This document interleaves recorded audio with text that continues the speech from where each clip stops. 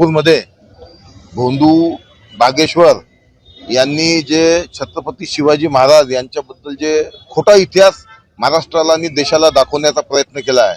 जसं आत्ताच सांगितल्याप्रमाणे की त्यांची सवय आहे, जे महापुरुष आहे डॉक्टर महामानव डॉक्टर बाबासाहेब आंबेडकर, छत्रपती शिवाजी महाराज, महात्मा गांधी यांची पहिले बदनामी करायची। याच्यात लोकांनी विरोध नाही केला तर मग आपल्या जे स्लीपर सेल आहे यांच्या माध्यमातून जे दाखवलेला खोटा इतिहास खरा आहे हे दाखवण्याचा प्रयत्न करायचा। त्यांनी रामदास स्वामींच्या बद्दल जे सांगितलं, छत्रपती शिवाजी महाराजांचा 2 वेळा अभिषेक झाला, ते त्यांचे गुरु असते तर त्यांनी एकही वेळा कुठं बोलवलं नाही, महाराजांची भेट झाली नाही। आणि महाराज छत्रपती शिवाजी महाराज थकलेले होते। अरे शिवाजी महाराज कधीच थकलेले नाही, ते पूर्ण देशाला प्रेरणा देणारे महापुरुष होते।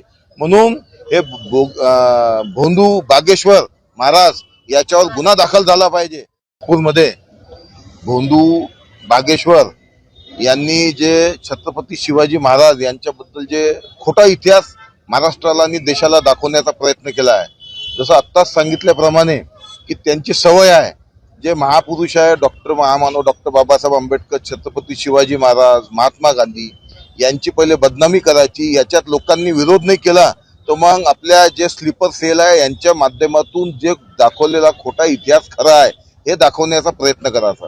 त्यांनी रामदास स्वामींच्या बद्दल जे सांगितलं, छत्रपती शिवाजी महाराजांचा 2 वेळा अभिषेक झाला, ते त्यांचे गुरु असते तर त्यांनी एकही वेळा कुठं बोलवलं नाही, महाराजांची भेट झाली नाही।